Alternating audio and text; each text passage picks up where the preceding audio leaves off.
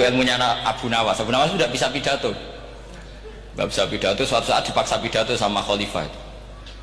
Hei para hadirin, kamu pinter apa goblok? Lah mereka pinter, mau ngandani wong pinter, terus pinter kok juga ngandani gitu. Akhirnya hadirin itu kan karena seneng sama Abu Nawas itu seneng. Ya sudah Abu Nawas, kalau gitu kita goblok. Aku mau mengambil wong goblok. Akhirnya terus wassalamualaikum warahmatullahi wabarakatuh. Jadi itu Abu Nawas juga bisa pidato, tapi dia tahu saja caranya menyelesaikan masalah. Jadi itu Abu Nawas. Ya orangnya kacau tapi cerdas itu, makanya jadi guyonan. Sebenarnya Abu Nawas itu figur yang nyata, tapi tidak senaif yang diceritakan orang-orang di anekdot itu. Nah, beliau itu orang soleh ketika era Harun ar-Rasyid. Tapi ya tadi karena banyak cerita yang macam-macam. Ya, Abu Nawas itu, makanya ini cerita anekdot. Jadi riwayatnya agak jelas tapi lucunya jelas. Jadi itu.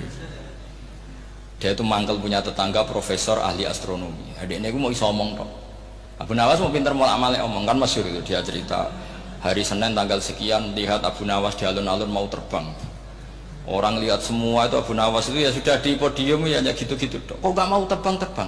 Ya mau itu ya tidak. Wassalamualaikum warahmatullahi wabarakatuh. Yang bilang Abu Nawas terbang siapa? Abu Nawas mau terbang. Yang namanya mau itu ya tidak.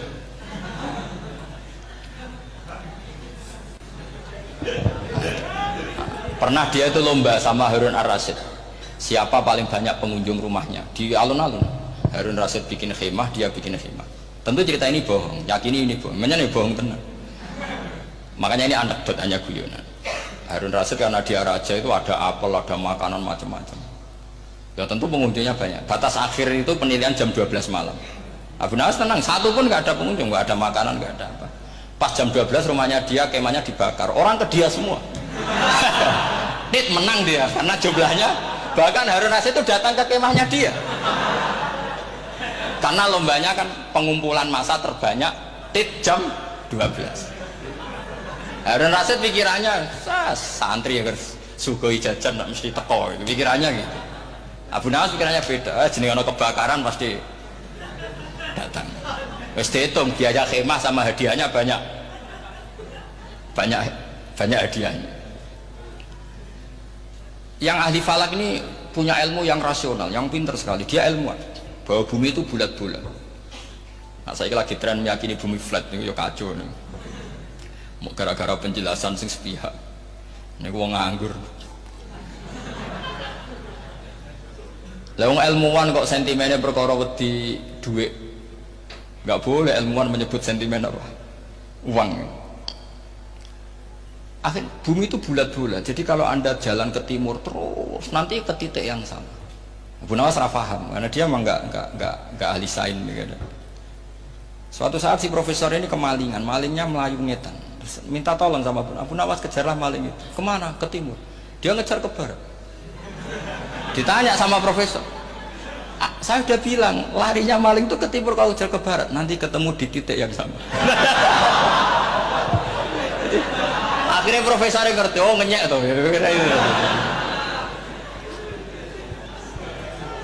Jadi, nah khawatir saya nanti kalau santri-santri tidak pinter ilmu, terus pilihannya ilmu kayak Abu Nawas, jalan pintas tadi.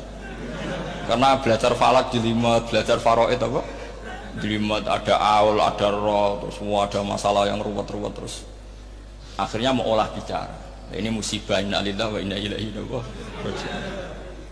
Itu tidak boleh. Quran tidak mengajarkan itu. Quran tetap mengajarkan ilmu meskipun ada nilai seninya. Ya tadi nilai seni tadi misalnya Allah mencontohkan daraba wa masalah rajulan fihi syuraka. Terus kedua uniknya Quran itu begini. Setelah dipikir itu nyata-nyata lebih detail. Misalnya begini. Ketika Allah mencontohkan ba'udah itu nyamuk. Itu orang-orang kafir itu bilang gini, "Ya Muhammad, Tuhan Anda kehilangan stok ilmiah." Sehingga contoh itu enggak yang dahsyat tapi sekedar nyamuk. Wong nyamuk kok digawe contoh. Boyo contoh itu dinosaurus, tak jerapah, tak apalah yang keren gitu. Mosok contoh apa? Nyamuk. Terus Allah menjelaskan innallaha la yastahi ayyadriba napa mathalam ma. Contoh apa saja? Apa saja itu ditafsiri ba'udatan fama faqa. Entah itu nyamuk fama fauqaha, atau yang di atasnya nyamuk, maksudnya di atasnya itu fil killah atau fisighor, atau yang di atas nyamuk yang lebih kecil ketimbang. Sekarang saya contohkan kata Rasulullah, contoh yang kecil saja, nggak usah bikin nyawa, nggak usah, itu terlalu mustahil. Seorang pemahat patung, terus kamu pesen, Pak aku gaekno patung gajah, mesti muni sanggup. Tak muni, Pak gaekno patung gajah ukurannya ya semestinya gajah, oke. Tapi Pak aku gaekno patung nyamuk, ukurannya ya sak nyamuk, kira-kira sanggup apa enggak? Artinya ketika Allah gawe nyamuk itu lebih sulit ketimbang gawe gajah, apa lebih mudah? Lebih sulit. Karena nyamuk yang sudah kecil, dia punya alat kelamin terus seberapa? Alat kelaminnya juga tetap harus ada lubangnya, terus seberapa? Temen saya malah ada yang cangkem elek bilang gini, lalu ya punya kumannya seberapa? Nah ini pentingnya ngaji akal. Kamu jangan hanya bilang, wow dinosaurus, jerapah, seru nyamuk. Nah karena orang sudah ada itibar dengan nyamuk, didatangkanlah nyamuk banyak. Sebenarnya nyamuk banyak itu mergo mangkel, gak diperhatikan itu. Terus. Lah ini saya tahadus binemat, istri saya itu sering protes. Istri saya kalau manggil saya Gus karena orang Jawa Timur, itu sama-sama jagongan itu, saya itu tidak pati sering digigit, namun ya digigit tidak sesering sampean, itu jelas. Terus saya tanya, Gus punya doa apa, kenapa tidak pati begitu digigit nyamuk? Saya bilang, karena saya sudah tahu hikmahnya nyamuk, jadi harusnya dia sudah tidak nyerang saya, kata saya gitu.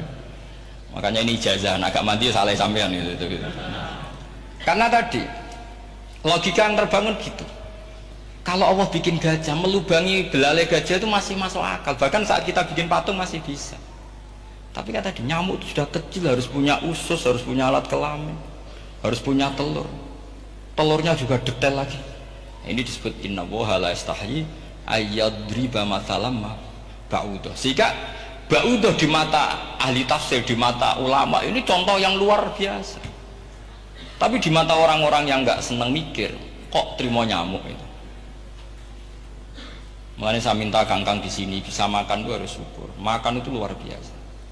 Saya itu sering nyontohkan di Jogja. Saya punya teman sakit, kalau nggak ada obat dari Belanda itu mati. Kalau ini nggak dapat obat bagus dari Belanda atau dari Jerman itu meninggal. Berapa bulan lagi matinya? 3 bulan. Kalau nggak sampai dapat obat mati 3 bulan.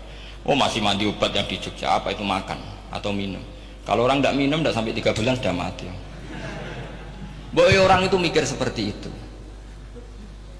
Tapi kita ini kalau obat dari Jerman, dari Belanda itu hebat. Kalau enggak kita mati sebulan lagi, 3 bulan lagi. Allah bikin obat pada kita tiap hari, yaitu kita bisa makan, bisa minum. Itu kalau sekali nggak makan 5 hari bisa mati sama. Tapi kita karena makan itu hal yang biasa, nak duit iso utang terus dianggap biasa. Ini kalau ulama masalah besar. Punya otak seburuk itu masalah besar bagi ulama. Sehingga Allah tidak malu ketika ngendikan kulu wasrobu, tidak malu karena makan ini urgen, sangat penting.